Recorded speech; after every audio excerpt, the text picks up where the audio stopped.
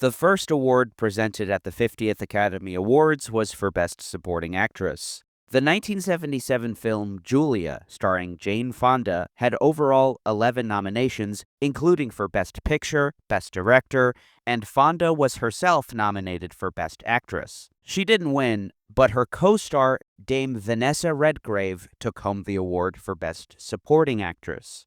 It was a whirlwind year for Redgrave. While Julia was warmly received, another film she was in that year drew a very different reaction. It was a documentary she produced herself called The Palestinian. Filmed amid the civil war in Lebanon, Redgrave travels to the Palestinian refugee camps in the country and speaks to Palestinian politicians, refugees, and fighters. She interviewed Yasser Arafat, leader of the Palestine Liberation Organization, giving him ample time to articulate the Palestinian cause. For her film, Redgrave was the target of a sabotage and harassment campaign by the Jewish Defense League, led by Meir Kahane. JDL members picketed theaters that played the film and even released mice into at least one of them. Another theater was bombed, which took place after the Oscars. When Redgrave arrived at the Oscars, she saw her likeness hanged in effigy by JDL members who apparently lit it on fire. Police reportedly told her a local JDL leader offered $500 for the ear of the Nazi. "I made this film because I believe the Palestinian people have been denied the right to be heard," Redgrave said in defense of her movie. And I salute you, and I pay tribute to you, and I think you should be very proud that in the last few weeks you've stood firm and you have refused to be intimidated by the threats of a small bunch of Zionist hoodlums whose behavior is an insult to the stature of Jews all over the world and to their great and heroic record of struggle against fascism and oppression.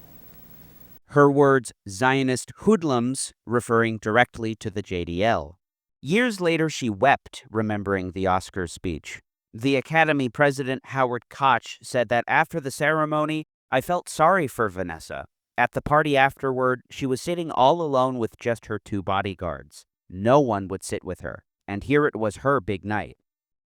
Henry Ehrlich, the publicist assigned to escort Redgrave, wrote to the Los Angeles Times explaining how he confronted her.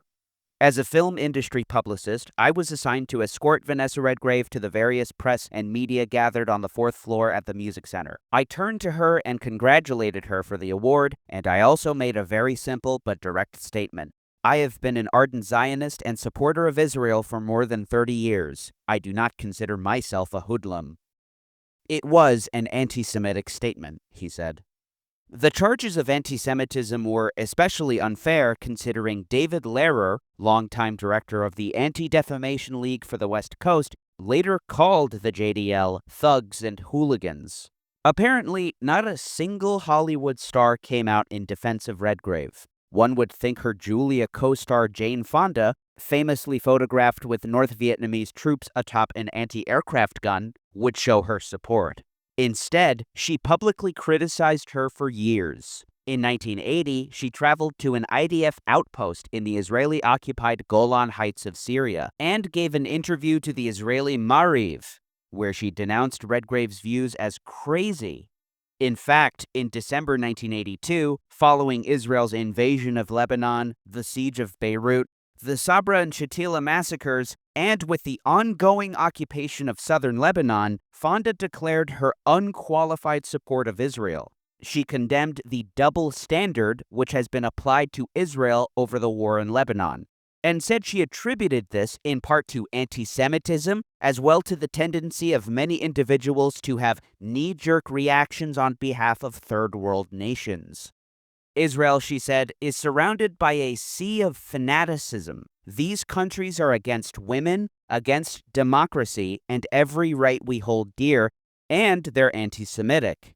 In any case, despite her being celebrated for her fraternizing with North Vietnamese troops, she later said she made a huge mistake that made a lot of people think I was against the soldiers. Needless to say, Redgrave's documentary was completely out of the realm of possibility for any major studio.